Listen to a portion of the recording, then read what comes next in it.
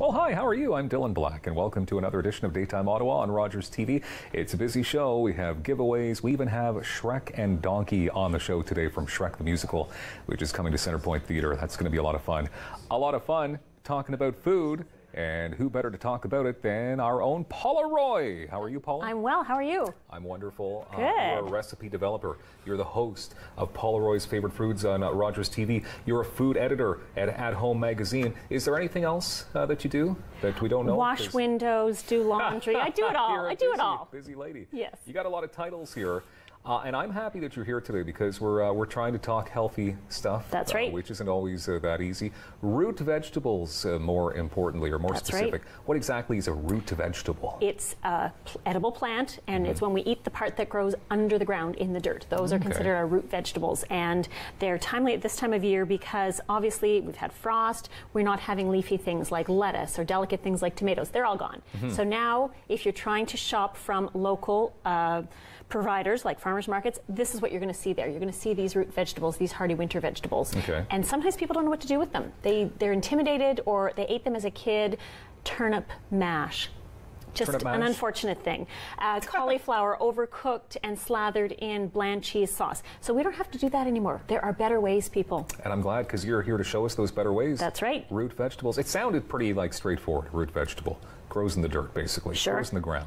Okay, so is it difficult then because it's this time of season and some of the produce that we normally like isn't around? You have to shift your thinking a little bit. And root vegetables are great if you're thinking comfort food. A lot of them are very substantial, they're warming, and they go really well with the heavier winter spices that we kind of like. Summer, it's all about fresh salads and, lemon and just bright flavors. And now we're going for those earthy, hearty flavors. Okay. So one of the things I like to do at this time of year is to make a whole lot of small batch pickles. So these are just make them a jar at a time, tuck them in the fridge. You don't have to boil and do all these things. So I've got some curried cauliflower and it stays really crunchy. You can chop that up and throw it in a sandwich on some rice over a salad, and you get this explosion of flavor.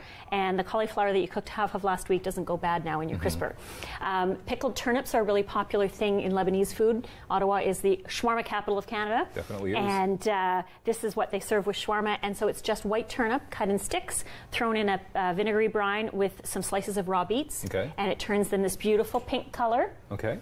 And they're just delicious, again, as a side for sandwiches or, again, scattered on salads. I love pickles, so I'll eat them anyway. How do you properly pickle something? What exactly is a pickle? The process of pickling is to put something in a brine. So it could be meat, it could be fruit. I do pickled blueberries and pickled apples and pickled pears. Anything can go into a brine as long as it's got some vinegar and some salt, and then usually a little bit of flavoring. On top of that, it might be dill, it might be coriander, and let it sit for a day or two or a week, and then it's considered pickled. Unlike humans, and it only takes an hour or 2 or 3, right? To pickle them? Yeah. Okay.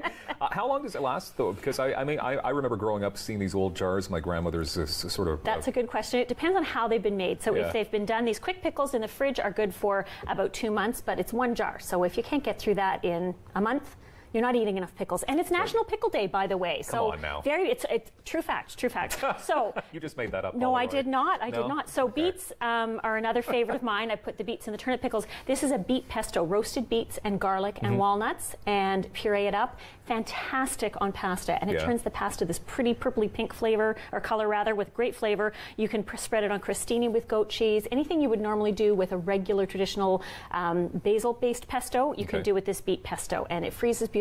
So you make a big batch, tuck it in the freezer, and you're set to go. And you actually have a specialty soup that you want to tell us about. I do. This is a Tunisian carrot soup. Carrots, again, being a star player in the root vegetable family, and it's flavored with something called ras al hanout, which is this blend here. And I buy mine at Cardamom and Cloves, the online spice shop that's based here in the Ottawa area. And it's just got a great flavor. And then on top, I love to sprinkle something called dukkha. Say it with me. Dukkha? Very good. Close enough. And it's a blend of... So I didn't say it right, is what you're saying. Dukkha, it's D-U-K-K-A-H. So you sprinkle that on top, and it's a blend of sesame and almonds and salt and coriander. And I'm going to force you to take... Force me? You don't have to force... Are you going to feed it to me? Absolutely. Okay. This is a highlight of my television life, people. Good, huh? That is actually quite amazing. Really good. And so it's made, one of the ingredients is Tunisian olive oil, which I happen to have here. Perfect pitch to the Tunisian olive oil cinnamon buns. Okay, so I'm not going to lie, and this doesn't look super healthy, though. Is it okay? It is actually, Are we off the course a little no bit? butter, no dairy in these puppies. Really? Yeah, so it's a really healthy option for people who like cinnamon buns. And this Tunisian olive oil has a great flavor. Are it's you new to gearing the up market. to feed me again? No, I'm going to make you feed yourself this time. I mean, there's only so much that people can handle. So this olive oil Oleva has a great flavor. That's really good. And yeah, really delicious and healthier. So it's a great option. And then it's also featured in the vinaigrette, and you're going to help me assemble this last root vegetable wonder.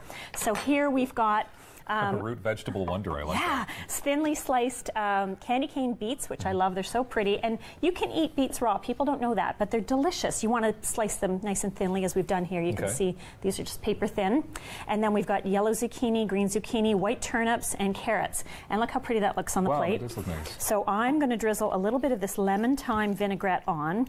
And I did slice these up on the mandolin, so they're nice and thin, but you can use a sharp knife if you prefer. Okay. And then you are going to be the salter. Oh, I'm the salter. The salter. So there we have some fancy British Malden sea salt, and it's really great to just sprinkle a little salt on top. How much, though? Because I don't want to... Because sometimes people like a lot of salt, right? And I think it's to your taste, because you are the sous chef today. am I? Well, you're helping. Doesn't that make you the sous chef? It makes me And something. this is just such a pretty thing. You could do individual little plates to put on the table as a starter instead of a salad if you're having a dinner party, or put it out on the counter with some charcuterie, and people could grab a few bits while they're nibbling on their cheese and their salami and so on. Okay. And it just looks great. And people will be surprised how delicious raw turnips and raw beets can be. Super healthy. You're getting all the nutrition. That's excellent salting, so? Dylan. Did I That's do too much, though? Perfect. Put a lot Absolutely of salt on perfect. there. Tell me, root vegetables, though, I mean, what time of year do they grow? So do they grow year-round? Well, they are planted in our climate anyway. They're planted in the summertime, and they take a long time to mature. They're harvested usually September, October. Usually end of October is about the cutoff. But what makes them special is they store so well. You can't keep lettuce for 5 months in a walk-in fridge, right? But you can keep these vegetables. Some people store them underground. That's why they used to call them root cellars, because it was for their root vegetables. Yeah. You know, I really am learning this stuff, and I probably should have known all this by now, though. If you didn't grow up on a farm, how would you? Okay, good point. There Thank you go. Paula Roy is always constantlycooking.com, the That's website right. to go to for more details on all this root vegetable fun. Thank you. We appreciate your time. And as always, we have more daytime coming up in moments. How about this? Dietitian Zoe Lee is going to be joining us with a giveaway next.